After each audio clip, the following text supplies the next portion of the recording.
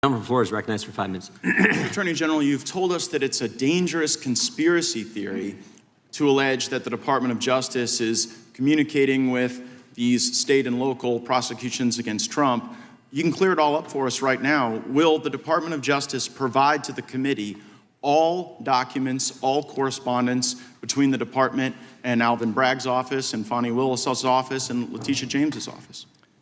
The offices you're referring to are independent offices of state. I get that. The question is whether or not you will provide all of your documents and correspondence. That's the question. I don't need a history lesson. Well, I'm going to say again, we do not control those offices. They make their own decisions. The question is whether you communicate with them, not whether you control them. Do you communicate with them, and will you provide those communications? If you make a request, we'll refer it to our Office of Legislative Affairs. But see, here's the thing. You come in here and you lodge this attack that it's a conspiracy theory, that there is coordinated lawfare against Trump. And then when we say, fine, just give us the documents, give us the correspondence, and then if it's a conspiracy theory, that will be evident. But when you say, well, we'll take your request, and then we'll sort of work it through the DOJ's accommodation process, then you're actually advancing the very dangerous conspiracy theory that you're concerned about. Now, you were a judge, once nominated the highest court in our country. When you were a judge, I'm just curious, did you ever make political donations to partisan candidates? No. No, and you didn't because that would create the potential appearance of impropriety. I didn't because there's a federal rule barring federal judges from making contributions. Right, but under that same theory of attacks on the judicial process, like, shouldn't someone be owed like a jury of their peers and a judge that's non-biased rather than getting a judge from your political opponent's donor file? I'm well aware that you're not asking a hypothetical. You're asking me to comment on a jury verdict in another jurisdiction which has to be respected. I won't comment on it. That case is still ongoing. The defendant Mr. Attorney General, I hadn't asked you about the verdict yet. We were getting there. I was talking about the judge. And so let me ask you this question about your time as a judge. Was there ever a time when you were a judge when you had a family member who was personally profiting off of the notoriety of a case that was before your court? Look, I'm going to say again, it's very clear you're asking me to comment on a case in another jurisdiction. No, wait, hold on, Mr. Attorney General. Did you ever have a family member profit off of the notoriety of any case that you sat over? Say again, you're asking yes or no? You're asking me to comment on a case currently. Well, it seems you're connecting the dots, Mr. Attorney General. I'm just asking you as to a general principle, but you are aware that Judge Merchan's daughter was profiting off of this prosecution. You are aware that that creates the appearance of impropriety. You know the very reason there's a federal rule against judges giving donations is because it is the very attack on the judicial process that we're concerned about. I'm sorry, I don't agree with anything you just said, but I'm not going to comment on it. Okay, so you won't comment on it, Mr. Attorney General, but you had no problem dispatching Matthew Colangelo. Who's Matthew Colangelo? That is false. I did not dispatch Matthew Colangelo. Matthew Colangelo became the Assistant Attorney General at the very beginning of the Biden administration. Without having been Senate confirmed, goes and gets this senior role at the DOJ, and then after, I believe it's Gupta replaces Colangelo, Colangelo makes this remarkable downstream career journey from the U.S. Department of Justice in Washington, D.C., and then pops up in Alvin Bragg's office to go get Trump. And you're saying that's just a career choice that was made that has nothing to do with the lawfare coordinated by the DOJ. I'm saying it's false. I did not dispatch Mr. Colangelo anywhere. Well, do you know how he ended up there? I assume he applied for a job there and got the job. But see, you know what? I can tell you I had nothing to do with it. Well, you might not have had anything to do with it, but we've got this contemporaneous evidence in Mr. Pomerantz's book. So Pomerantz writes this book, which I'm sure you're aware of, where he says, we put together the legal eagles to get Trump. We got all these folks together and we assembled them for that purpose. And so when we on the Judiciary Committee think about attacks on the judicial process, our concern is that the facts and the law aren't being followed. A target is acquired, here, Trump, and then you assemble the legal talent from DOJ, Mr. Pomerantz, and you bring everybody in to get him. And meanwhile, the judge is making money on it. The judge is making money on it, or the judge's family is making money on it for stuff that you yourself wouldn't do. No one's going to buy this. No one's going to believe it. It's going to create great disruption. And I am saddened by it because, like you, I have given my life to the law. I care deeply about the law, and I think that the lawfare we've seen against President Trump will do great damage well beyond our time in public service. I see my time's expired. I yield back.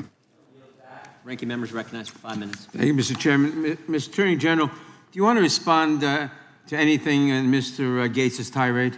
I think everything he was talking about was a case in another jurisdiction. An independent prosecutor, Mr. Pomerantz, worked for that independent prosecutor. I don't know Mr. Pomerantz. I don't know what's in his book, but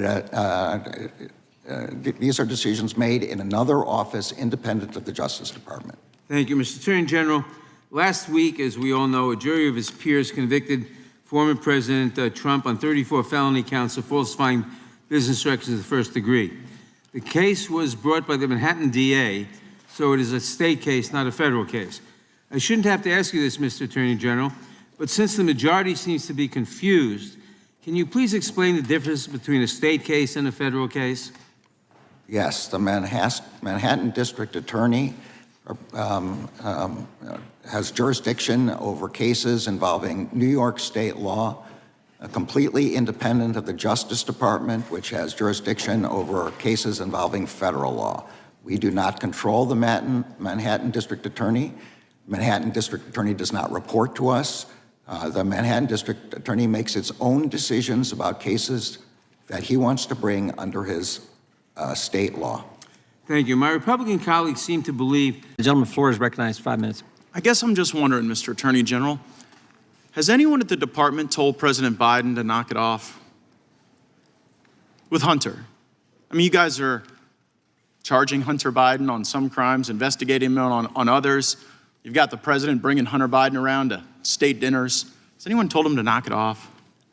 Our job in the Justice Department is to pursue our cases without reference to what's happening in the outside world. Just yes or no. Have you done that? That is what we do. So it's a no? No one that I know of has spoken to the White House about the Hunter Biden case. I'm wondering Of then, course not. okay, I got it. So Hunter Biden is selling art to pay for his $15,000 a month rent in Malibu. How can you guarantee that the people buying that art aren't doing so to gain favor with the president? The job of the Justice Department is to investigate criminal allegations. You have information. Are you investigating this? I mean, someone who bought Hunter Biden's art ended up with a prestigious appointment to a federal position. Doesn't it look weird that he's become this immediate success in the art world as his dad is president of the United States? Isn't that odd? I'm not going to comment about any specific— Not going to comment, not going to investigate. So right. Hunter Biden associate Devin Archer told us that Hunter sold the appearance of access to then Vice President Biden. Are you confident he has stopped doing that? I'm sorry, I didn't understand the question. Hunter Biden associate Devin Archer told us that Hunter sold the appearance of access to then Vice President Biden. Are you confident he has stopped? I'm going to say again that all these matters are within the purview of Mr. Weiss. I have not interfered with them, and I do not— Yeah, but if you were confident that he had stopped, you could— And I do not probably intend tell to us. interfere with Yeah, him. So it was a lot of Chinese money that was working its way through these shell companies into the accounts of the Biden family. So the China initiative was set up during the Trump administration at the Department of Justice to go after the malign influence of the Chinese Communist Party.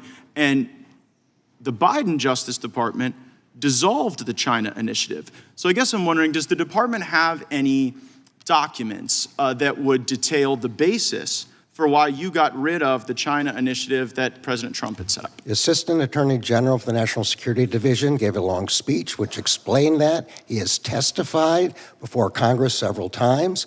We'd be happy to provide you with— What's the basis? Just tell us all now. Why was the China initiative dissolved? What the Assistant Attorney General said was that we face attacks from 4 nation states: North Korea, China, Russia, and Iran, and that we need to focus our attention on the broad range of these attacks. Sometimes we don't know— Wait a second. Are you saying that North Korea has the same malign influence risk to the United States as the Chinese Communist Party? Are you trying to represent there's some parity there? Because here's what it looks like. It looks like the Chinese gave all this money to the Bidens, and then you guys came in and got rid of the China initiative, and it was successful. Like, I saw one rationale that you guys got rid of the China initiative because it was racial profiling. But one of the people you convicted was a guy named Charles Lieber, who was a Harvard professor taking $50,000 a month to do China's bidding and give them whatever research was being done. Are you aware of the millions of dollars that moved through Rob Walker's shell companies from Chinese Communist Party entities into Biden family bank accounts? Are you aware of that? There were a lot of questions that you just asked. Let me start with the first one about North Korea. North Korea is a dangerous actor, both kinetically and with respect to cyber. But not on par with China. I'm on the Armed Services I'm not in the Committee, Mr. business Attorney right General. now of It makes you look unserious to suggest May that. I answer your question or not? Answer the question about whether or not you know about all the millions of dollars that So moved you through don't Rob want me to Walker's answer about North Korea? I already know the answer, and so does everyone. They're not the same risk as China. So let's get on to serious questions and serious answers. Do you know about the money that moved through Rob Walker's shell companies, yes or no? As I have said repeatedly, I have left these matters to Mr. Weiss. I've not Blissfully intruded. ignorant. I've not interfered. Blissfully I've ignorant not to these tried to things. find out what It's he like knows. you're looking the other way on purpose because everybody knows this stuff's happening. And you know what? People don't pay bribes to not get something in return. Right?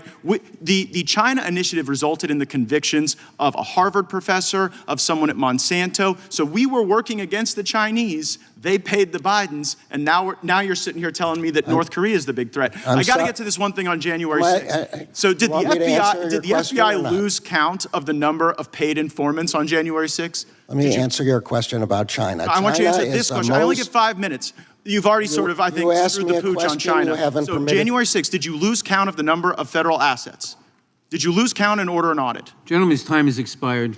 I get an answer to the question of did they lose count? No, let of the him number- answer the question. Time has expired. The Attorney General can respond. China is the most aggressive, most dangerous adversary that Attorney the General, I think United that- States faces, and we are doing everything within our power to rebut that, to stop that, to prevent their invasions, both kinetic, and through cyberspace. And we will continue to do If someone that. gave that answer in your courtroom when you were a judge, you would tell them they were being Mr. Chairman, non-responsive and you would direct them to answer the question. Point of order, Your Honor. Time is, Badgering the witness. Point of order, please. Expired. I got it. I was. You like Your Honor? You want to stick with that? Yeah, I was getting Okay. laughed at you call me Your Honor. Point of order either way. Okay, I understand that too. All right. But the gentleman asked his question before his time expired. The Attorney General did not respond to the gentleman's question. I was hoping he would respond to the question about the confidential human sources on January 6th. He didn't respond to that. I'm sure we're going to get an answer to that later. Of course, Now- Mr. Chairman. now There were recognize 8 the questions gentleman- before that he was not given a chance to answer. Understand, So but- the witness might have thought. But the witness doesn't, Mr. Chairman, point of order. The witness does not control the time. Hang on. Exactly right. Members control the time. If they want to switch their question and focus on one more question that they'd like an answer to, I want to give the witness a chance to respond to that final question that Mr. Gaetz asked. He didn't respond to it. Someone else is going to ask it, I'm sure. We now recognize the gentleman from Tennessee for 5 minutes. Mr. Gaetz. Thank you, Mr. Chairman. I'm very concerned about the influence of lobbyists in Washington, D.C.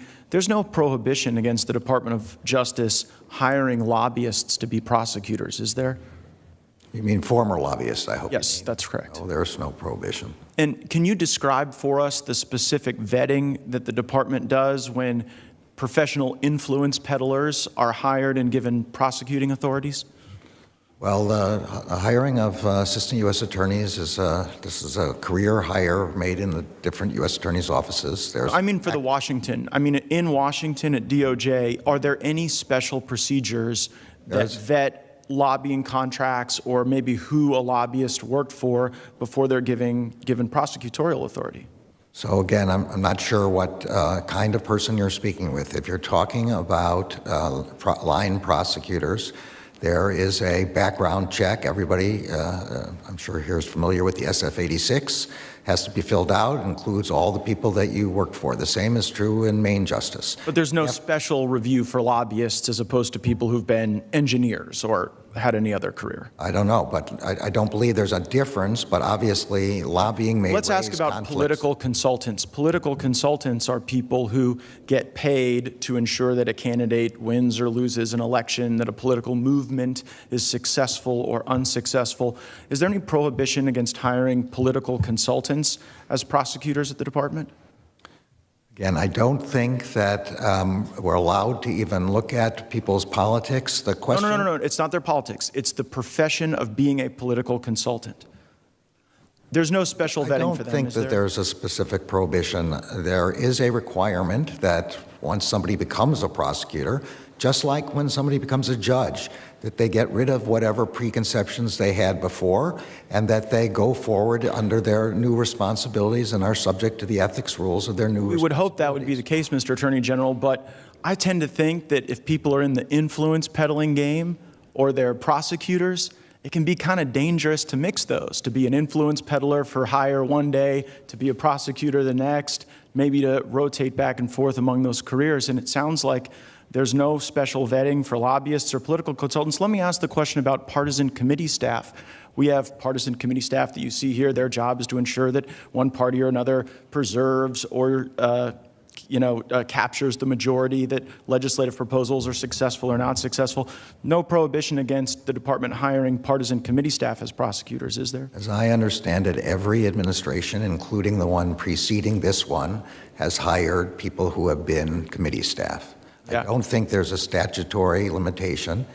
If the House of Representatives and the Senate think that partisan, or I'm not sure what That's the how word Preet Bharara means. got his job. He worked for Schumer, and then he ended up in the Southern District. So we have people who can be lobbyists and then prosecutors. We have people who can be political consultants and then prosecutors. We have people who can be partisan committee staff and then prosecutors.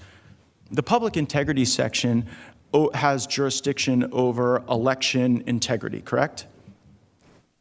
It has jurisdiction over election crimes, yes. Yes. So is there any prohibition against people who've been lobbyists, partisan committee staff, or political consultants actually going in and serving in the public integrity section, or is that allowed? Just say again, the hiring in the public integrity section is a career hire made under the civil service. It's not made. I know, I'm worried about their prior career, though. See, what I think is that if someone has been a political operative, to then put them in charge of election crimes, it's kind of like having the fox guard the hen house, don't you think? So if you think that, that would be a perfect example of something the House should pass a statute barring people from particular professions from working in the Justice Department. And would you support that legislation? I'd have to look at what it is, and I have to look at whether it itself violates the First Amendment, but I don't think there have ever been any restrictions like that before. I appreciate your open-mindedness, and I hope that persists during your time at the department.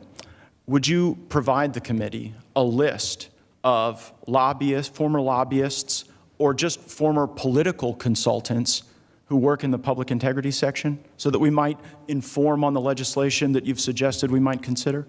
I don't intend to create a list of career officials and what their previous jobs were. So if there are people who literally were political operatives who have prosecuting authority in the area that oversees elections, you won't give us the list. I don't have any idea whether there is any such person. Time of the gentleman has expired.